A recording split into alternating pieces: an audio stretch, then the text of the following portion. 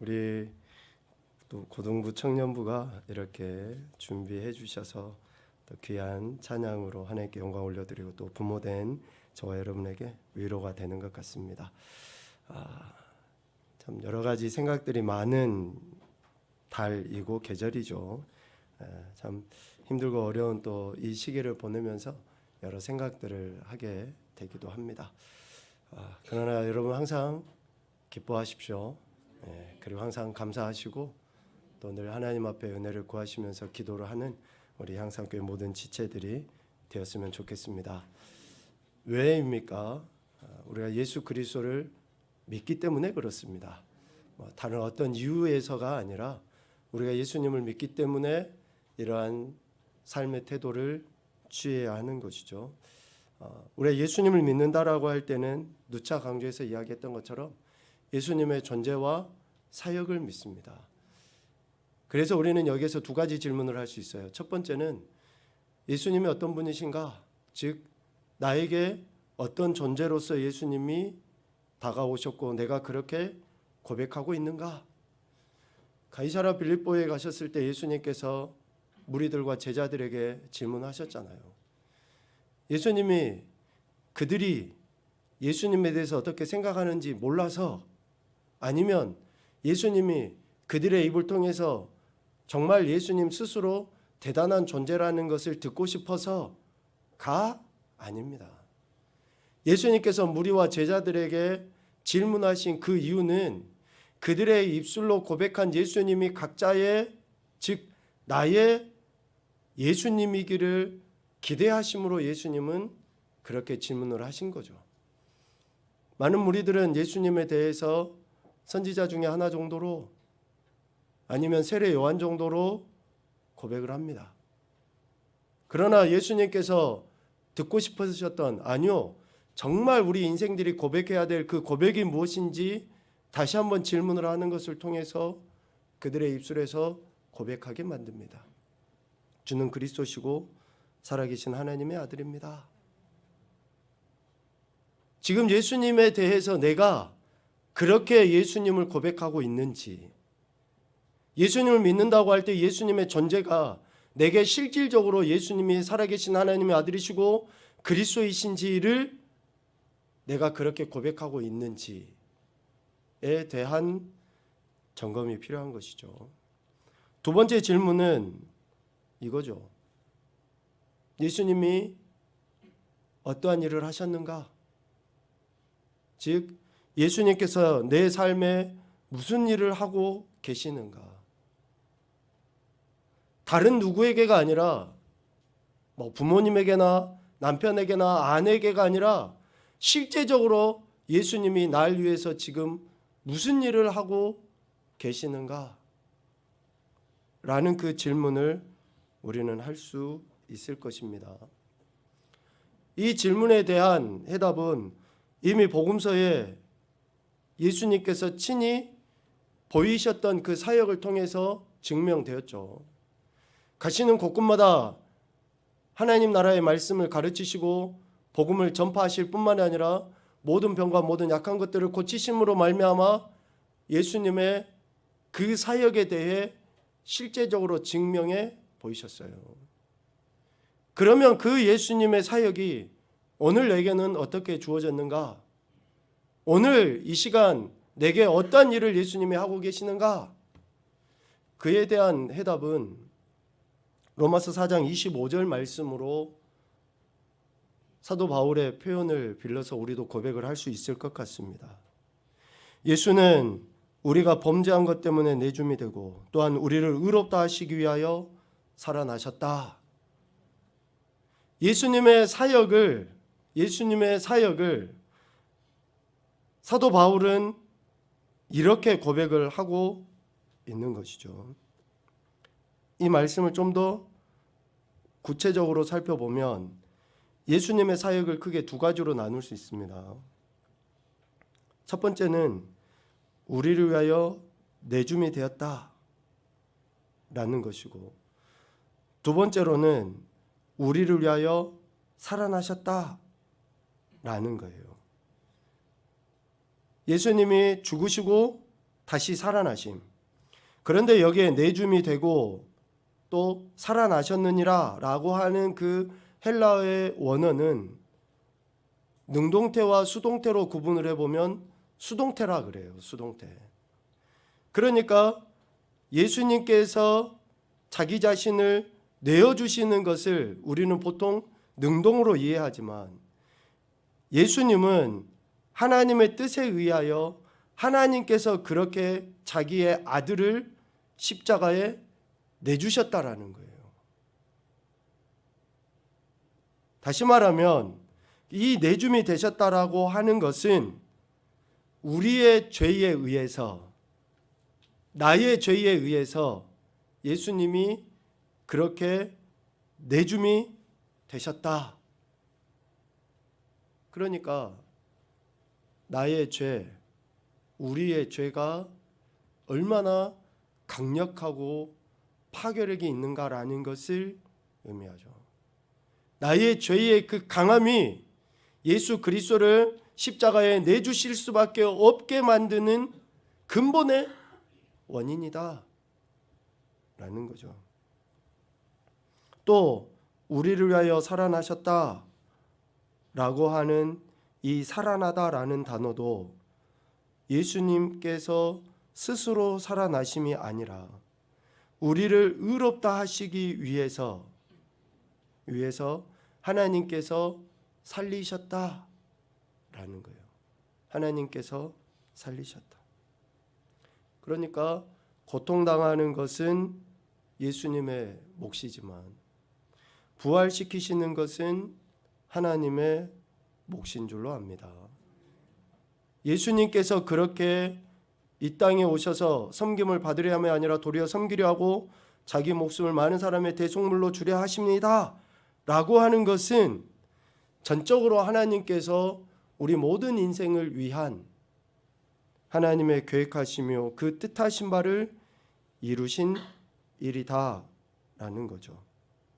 이 예수님의 내어주심과 다시 살아나심, 이 하나님의 일이라고 할 때에 예수님의 입장에서는 이것을 한 단어로 이야기할 수 있어요. 빌립보서 2장 8절에 이야기하는 것처럼 복종. 예수님은 하나님의 전적인 역사하심에 복종하심으로 말미암아 우리 죄에 의해서 내줌도 되셨고 우리를 의롭다 하시기 위하여 살림을 받으시기도 하신 것이다 라는 거죠. 여기서 중요한 것은 우리를 위하여입니다. 우리를 위하여. 우리가 범죄한 것 때문에 또 우리를 의롭다 하시기 위하여 우리 인생이 비록 하나님의 형상대로 지음을 받은 존귀한 존재인 것은 맞습니다. 그러나 우리의 본질은 뭐예요? 흙이에요. 흙. 먼지에 불과합니다. 먼지에 불과하고 흙에 불과한 우리 인생, 선지자들을 통해서 이야기하는 것처럼 아침 안개와 같고 지렁이와 같은 우리 인생, 더더욱더 죄성을 가진 타락한 존재일 수밖에 없는 우리 인생을 위하여 이러한 저와 여러분을 위해서 내주심이 되고 또한 살아나게 되신 것이다 라는 거죠. 여러분, 이보다 더 큰 은혜가 없는 줄로 믿습니다. 이보다 더 큰 은혜가 없어요. 그래서 우리는 하나님의 이 큰 은혜, 이보다 더 확실한 사랑이 없다라는 것을 날마다 감사하며 살아야 되는데, 그래서 오늘 사도 바울은 로마서 5장 8절에 이렇게 선포를 합니다. 우리 같이 읽어보겠습니다. 시작.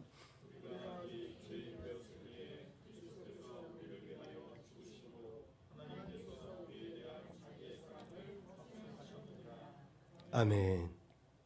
하나님이 우리를 사랑하신다라고 하신 그 사랑, 불변의 진리를 어떻게 확증해 보이십니까? 자신의 아들이신 예수 그리스도를 우리가 범죄한 것 때문에 내어주심으로 인해 또한 우리를 의롭다 하시기 위하여 살리심으로 인해 그 사랑을 분명하게 나타내 보이셨다라는 거예요. 그런데 여기 문구를 보면 우리를 사랑하신 그 하나님의 사랑이 과거 수동태인 것을 알 수 있습니다. 무슨 말이냐?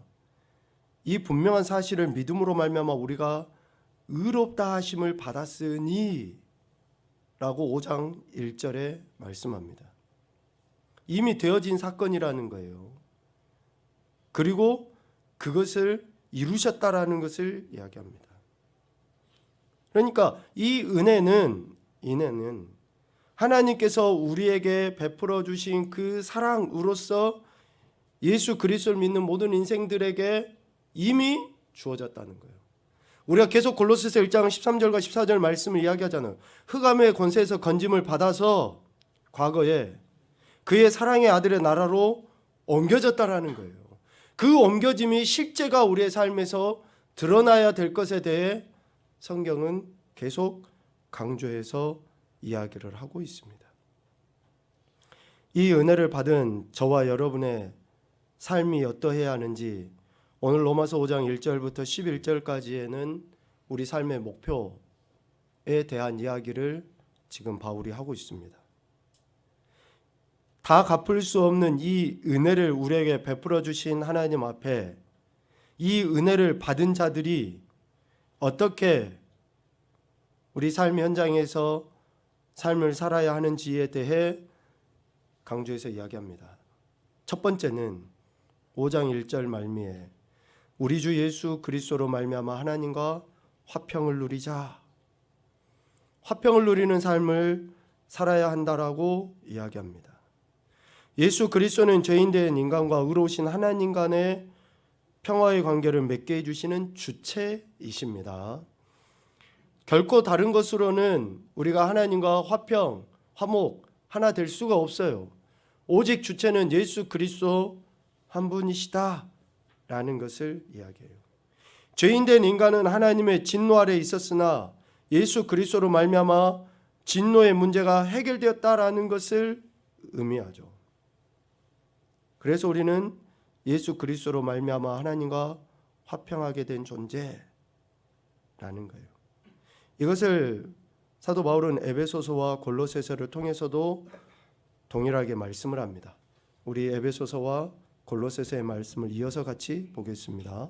그는 우리의 화평이신지라 뚫로 하나를 만드사 원수된 것 곧 중간에 막힌 담을 자기의 육체로 허시고 그의 십자가의 피로 화평을 이루사 만물 곧 땅에 있는 것들이나 하늘에 있는 것들이 그로 말미암아 자기와 화목하게 되기를 기뻐하심이라. 아멘. 여기서 화평은 우리 인간 내부에 있는 이런 인격적인 그런 변화 정도의 문제가 아닙니다. 진노 아래에 있던 인간이 예수 그리스도로 말미암아 하나님과 화평하게 된 것을 이야기해요. 마음의 위안을 받기 위해서 우리는 신앙생활을 하는 게 아닙니다. 마음의 평안을 얻기 위해서 신앙생활을 하는 게 아니에요. 또 내가 은혜를 경험하기 위해서 신앙생활을 하는 게 아닙니다. 여러분 이 부분을 잘 주의 깊게 들으셔야지 돼요. 오늘 예수 그리스도로 말미암아 하나님과 화평을 누리자라고 했는데 우리가 하나님의 은혜에 의하여 의롭다 하심을 받았다. 또 2절에 이야기하는 것처럼 우리가 믿음으로 서 있는 이 은혜에 들어감을 얻었다라고 하는 것은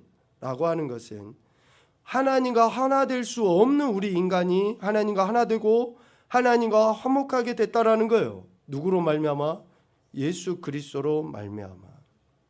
그래서 히브리서 10장 19절에 이야기하는 것처럼 우리가 예수의 피를 힘입어 성소에 들어갈 담력을 얻었다라고 히브리서 기자는 분명하게 우리에게 증거하는 것입니다.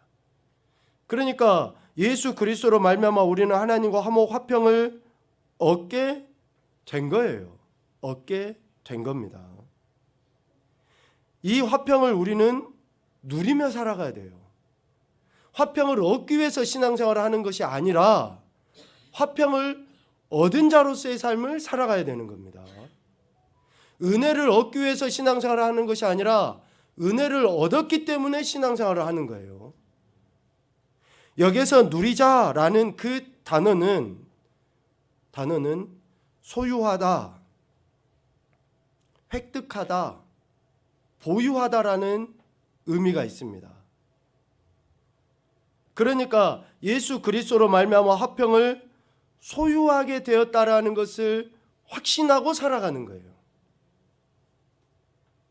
우리가 평안을 얻고 기쁨을 얻고 감사를 얻고 은혜를 얻기 위해서 신앙생활을 하는 게 아니라 얻었으니까, 하나가 되었으니까, 화목하게 됐으니까, 의로울 수 없는 우리가 하나님 은혜로 말미암아 예수 그리스도를 통해 의로워졌으니까 하나님 앞에 담대하게 나가게 된 것이고, 그 은혜를 소유한 자답게 살아가야 할 것에 대해서 이야기합니다. 다른 여타의 신앙은 평안을 얻고 위로를 얻고 뭐 그런 걸 얻기 위해서 해요. 그런데 우리는 이미 얻었다니까요. 이미 얻었으니까, 소유했으니까, 획득했으니까 하나님의 은혜로 말미암아. 그래서 신앙생활을 하는 거예요. 그래서 말씀 읽고 기도하고 묵상하고 또 찬양도 하고 예배도 하고 하는 거예요. 왜? 은혜를 받은 자들이니까. 화평을 소유한 자답게 살아가는 거죠. 그 모습이 10절 곧 우리가 원수 되었을 때 그의 아들의 죽으심으로 말미암아 하나님과 화목하게 되었은즉, 과거형입니다. 화목하게 된 자로서는 더욱 그의 살아나심으로 말미암아 구원을 받을 것이니라. 그러니까 화목하게 된 자로서의 삶을 살아갈 때 구원의 확신과 구원의 능력을 나타내 보이게 되는 거예요. 구원의 확신을 얻기 위해서 신앙생활을 하는 게 아닙니다, 여러분. 예수 그리스도로 말미암아 우리는 구원 받았어요. 그러니까 구원 받은 자로서의 삶을 살아가면 되는 거예요. 이 원리를 여러분들 꼭 기억하시면 좋겠습니다. 이 원리가 우리 삶의 모든 영역 속에 나타나요. 그래서 우리가 지난 주중까지도 계속 이야기했던 게 그거잖아요. 왜 항상 기뻐해야 돼요? 왜 항상 감사하고 왜 항상 그렇게 하나님의 은혜 앞에 우리가 힘들고 어렵고 불평과 불만과 여러 상황들이 있음에도 불구하고 나사 한두 개 빠진 사람처럼 그렇게 살아가야 하느냐는 것이죠. 기쁜 일이 있어서, 감사할 일이 있어서 가 아니라고요. 가 아니에요. 이 놀라운 은혜를 먼저 획득했으니까 그 은혜에 합당한 삶을 살아가는 거예요. 이렇게 예수 그리스도로 말미암아 화평을 소유한 자가 되었음을 우리가 확신하고, 언제 어떤 상황에서도 화평을 누리는 삶, 소유한 그런 삶을 살아가야 하는 것이죠. 또 한 가지는 오늘 사도 바울이 의롭다 하심을 받은 자의 삶은 어떠해야 하느냐, 오늘 2절과 3절 2절과 또 3절에 아니네, 즐거워하라. 맞네요. 3절 죄송합니다. 2절과 3절 그리고 11절에 즐거워하다라는 이 단어를 반복해서 쓰죠. 즐거워하는 삶을 살아가는 거예요. 의롭다 하심을 받았죠. 또 예수 그리스도로 말미암아 믿음으로 서 있는 은혜에 들어감을 얻었어요. 그러면 즐거워하는 삶을 살아가야 됩니다. 이 즐거워하는 삶, 즉 즐거워하다라는 그 단어는 기뻐하다, 또 감사하다, 자랑하다 라는 그러한 의미로 해석됩니다. 특별히 자랑하다라는 그런 의미로 많이 표현이 되죠. 카우카오마이라는 이 헬라어 단어는 카우카오마이라는 단어는 많은 부분에서 자랑하다라는 그런 단어로 쓰여져요. 그러니까 우리가 예수 그리스도로 말미암아 즐거워하는 그 삶은 우리를 은혜에 들어감을 얻게 하신 그 주님, 의롭다 하심을 받게 하신 그 주님을 언제 어떤 상황 어디에서든지 뭘 하는 거예요? 자랑하는 거예요. 드러내 보이는 겁니다. 도저히 그렇게 의롭다함을 받을 수 없는 인생인데 의롭다고 해주셨으니까 그것을 자랑하고 드러내 보이는 거예요. 2절 말미에 이야기하죠. 하나님의 영광을 바라고 즐거워한다. 우리가 어떻게 하나님의 영광을 바라볼 수 있어요? 우리가 어떻게 하나님의 영광을 우리의 입술로 고백할 수 있습니까? 죄인인데.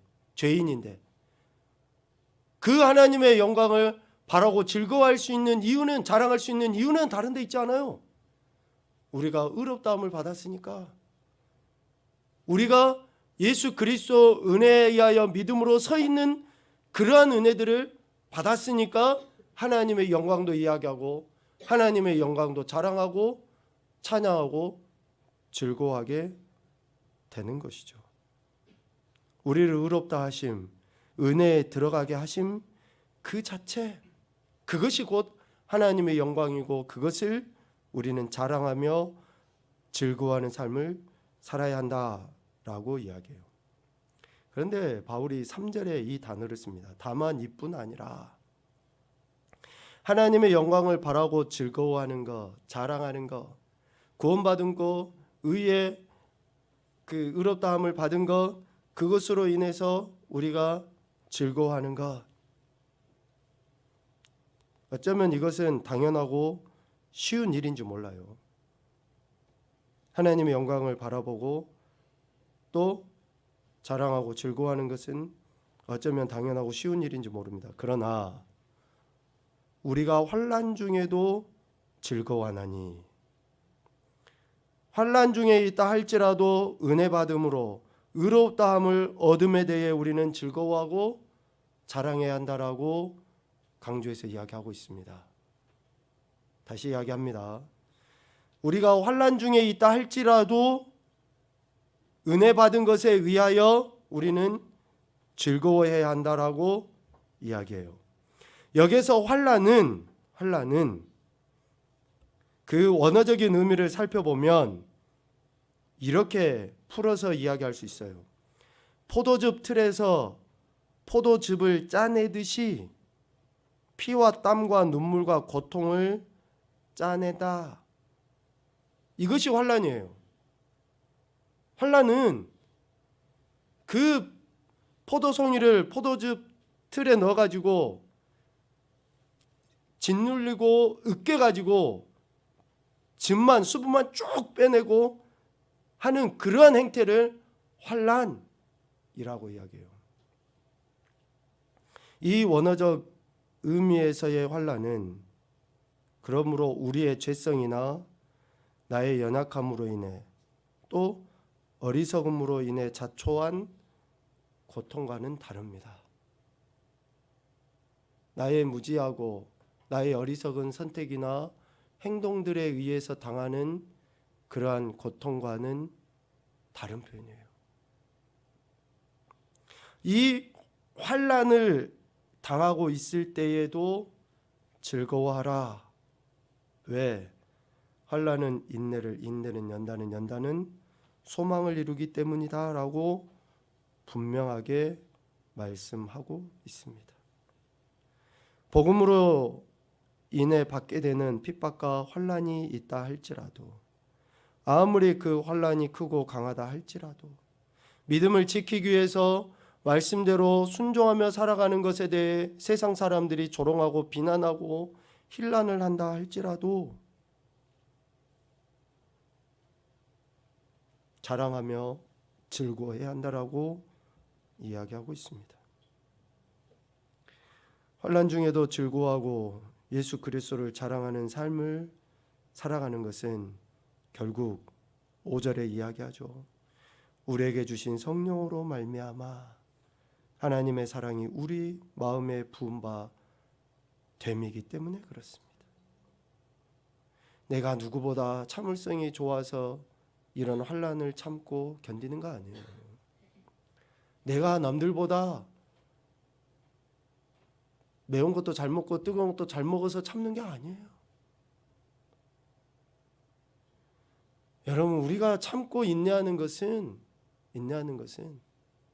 우리에게 소망, 즉 부활의 참 소망을 주신 하나님 아버지의 영이신 성령으로 말미암아 하나님의 사랑이 우리 가운데 주어졌기 때문에 환난을 당한다 할지라도 인내하고 연단 가운데 있다 할지라도 그 소망을 생각하며 살아가는 것입니다. 왜 이러한 환난과 인내와 연단의 시간이 있다 할지라도 우리가 즐거워하고 기뻐하고 자랑하는 삶을 지속적으로 살아야 될까요? 왜 우리가 환난과 인내, 연단의 시간이 계속 반복되고 있음에도 불구하고 우리가 즐거워하고 기뻐하고 자랑하는 삶을 지속적으로 살아야 됩니까? 5절 첫머리에 이 이야기를 하십니다. 소망이 우리를 부끄럽게 하지 아니하기 때문에 그렇습니다. 이 소망, 예수 그리스도로 말미암아 의롭다함을 받은 인생이 이후에 참된 부활의 은혜, 그 소망을 경험하게 될 것이 결코 부끄럽게 하지 아니하기 때문에 그렇다라는 것을 이야기합니다.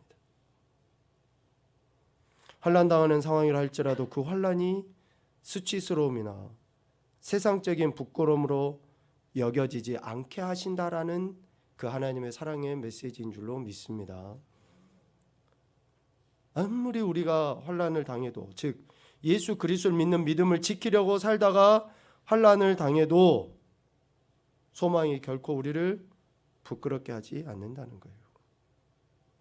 예수님을 믿음으로 의롭다함을 받았음에도 불구하고 여전히 세상적인 가치 판단 기준에 의해서 부나 명예 혹은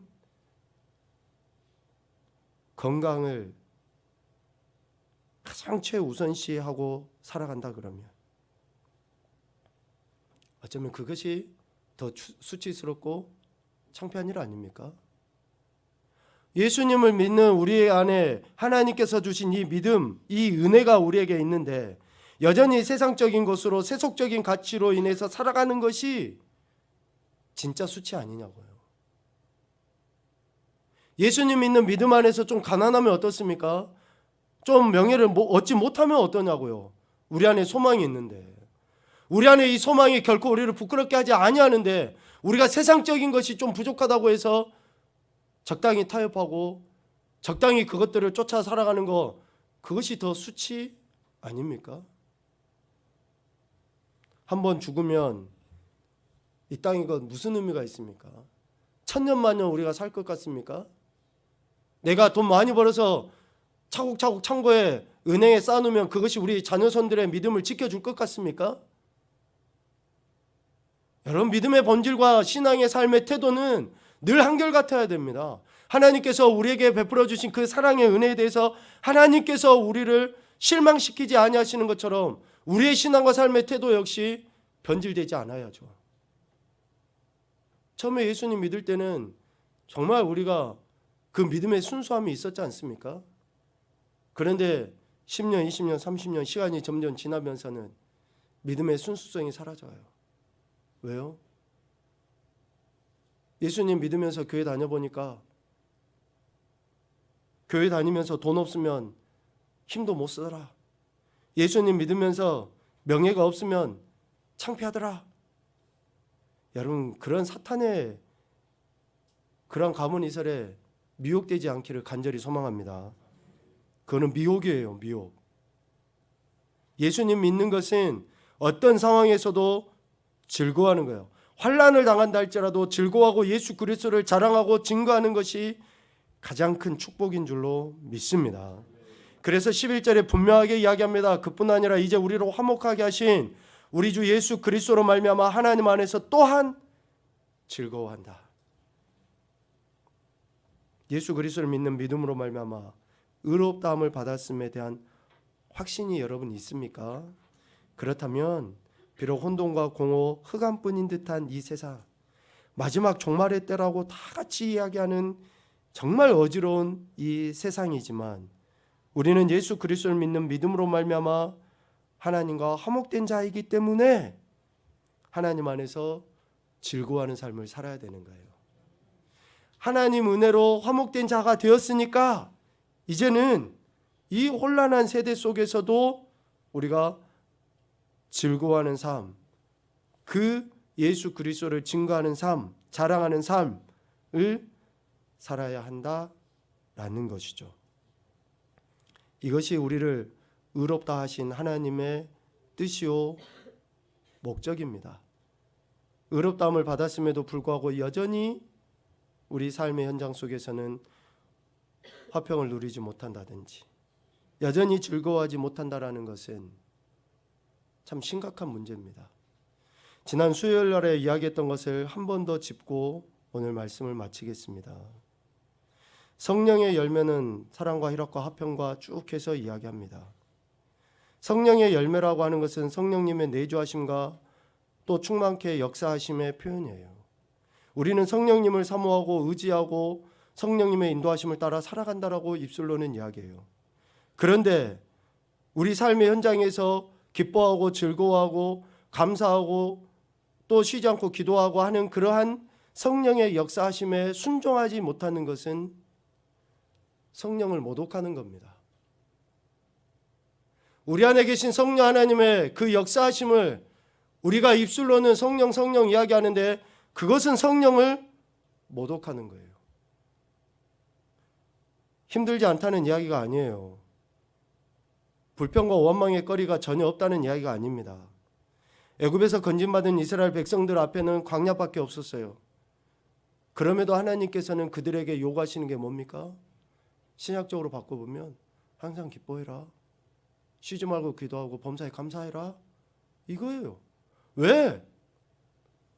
하나님께서 그 상황과 환경을 모르고 애굽에서 건져내셨습니까?